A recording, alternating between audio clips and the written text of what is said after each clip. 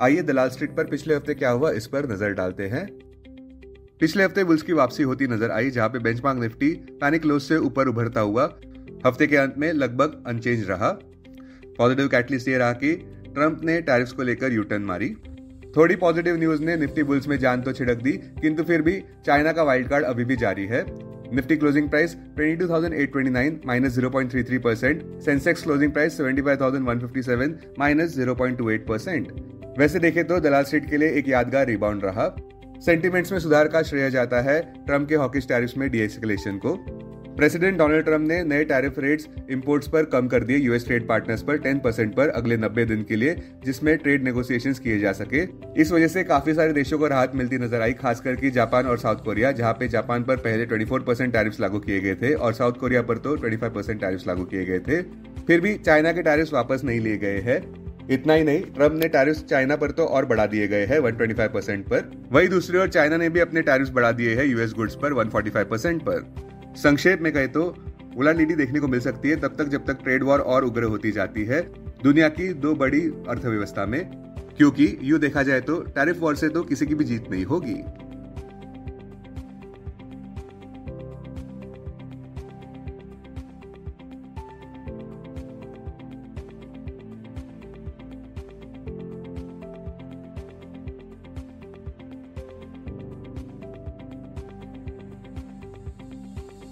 अब अच्छी खबर यह है कि आरबीआई ने की रेपो रेट 25 बेसिस पॉइंट से कम किया है 6% पर, जहां पे back to back rate cuts देखने को मिल रहे हैं आरबीआई की दो मीटिंग्स में से, जहां पे बोरोइंग कॉस्ट नवंबर 2022 के बाद सबसे लोएस्ट लेवल पर है, जिसका श्रेय जाता है कम होते इन्फ्लेशन को, स्लोइंग इकोनॉमिक आउटपुट को और बढ़ते ग्लोबल ट्रेड टेंशंस को। अब आइए देखते हैं कि पिछले हफ्ते इंडाइसेस ने कैसा परफॉर्म किया। निफ्टी 0.33% ही पिछले हफ्ते नीचे रहा।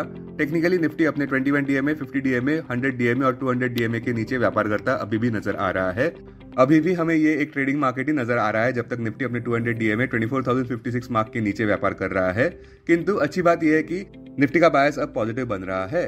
बैंक निफ्टी भी निफ्टी के वोलेटाइल एक्शन का शिकार रहा, जहां पे 0.97% नीचे बंद हुआ।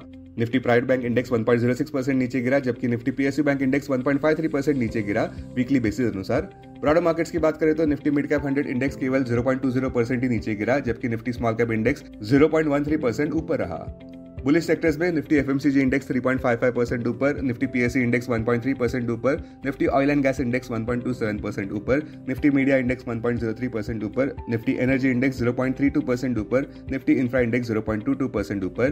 दूसरी ओर बेरिश सेक्टर्स में निफ्टी रियल्टी इंडेक्स 4% नीचे, निफ्टी मेटल इंडेक्स 2.93% नीचे, निफ्टी आईटी इंडेक्स 2.3% नीचे, निफ्टी फार्मा 0.48% नीचे, निफ्टी ऑटो इंडेक्स 0.22% नीचे। स्टॉक स्पेसिफिक खबरों में टीसीएस के Q4 रिजल्ट्स आने के बाद काफी निराशाजनक प्राइस मूवमेंट देखने को मिली। बावजूद अच्छे रिजल्ट्स के टीसीएस का Q4 नेट प्रॉफिट ₹12,224 करोड़ पर देखने को मिला, जो कि पिछले साल इसी क्वार्टर की तुलना में 1.68% नीचे आया, जहां पे पहले ये आंकड़ा 12,434 करोड़ पर था। पॉजिटिव बात फिर भी ये रही कि टीसीएस का एनुअल रेवेन्यू $30 बिलियन मार्क को पार कर गया FY25 में। कंपनी का रेवेन्यू फ्रॉम ऑपरेशंस रहा ₹64,479 करोड़ पर, जो कि 5.29% ऊपर रहा पिछले साल के इसी क्वार्टर में, जहां पे ये आंकड़ा ₹61,237 करोड़ पर था। इंटरग्लोब एविएशन, जो इंडिगो एयरलाइन ऑपरेट करता है, वो ऑल टाइम हाई हिट कर गया 5,265 प्रति शेयर पर, क्योंकि कंपनी को उम्मीद है कि जनवरी से मार्च क्वार्टर में अच्छी पैसेंजर ग्रोथ आउटलुक देखने को मिल सकती है और गिरते कच्चे तेल के दामों का भी फायदा हो सकता है। इंटरग्लोब एविएशन होटल बिजनेस में भी वेंचर करना चाहता है, जहां पे वे हॉस्पिटैलिटी जायंट एक्वर के साथ पार्टनरशिप करना चाहता है।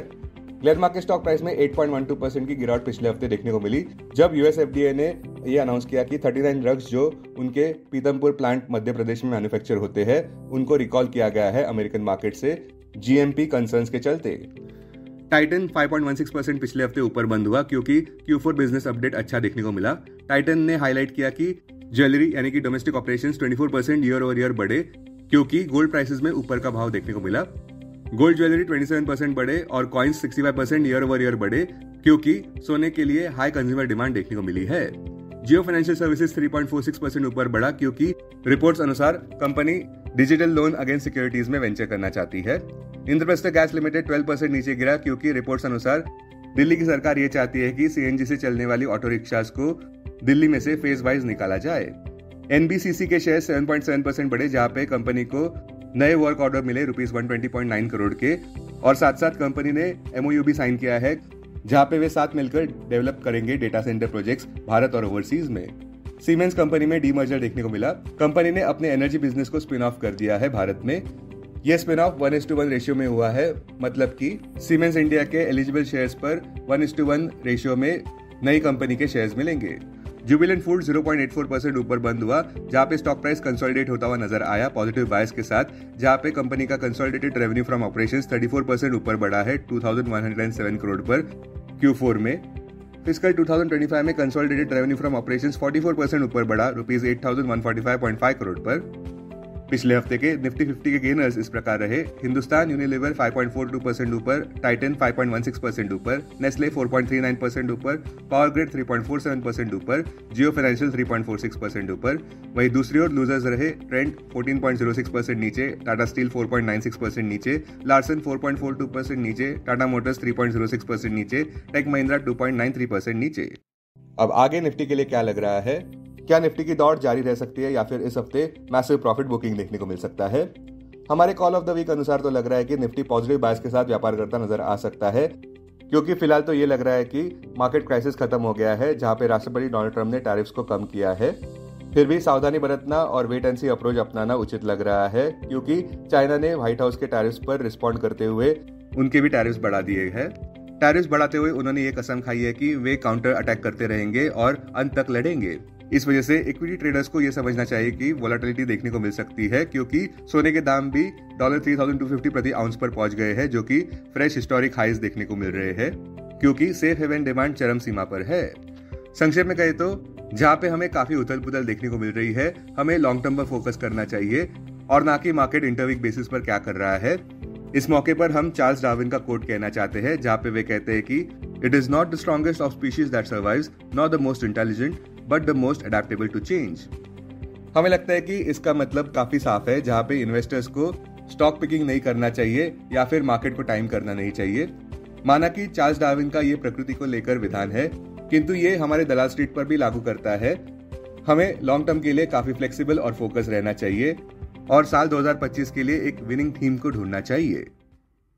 Investments in security markets are subject to market risk. Read all the related documents carefully before investing. This content is purely for information and educational purpose only and in no way to be considered as an advice or recommendation.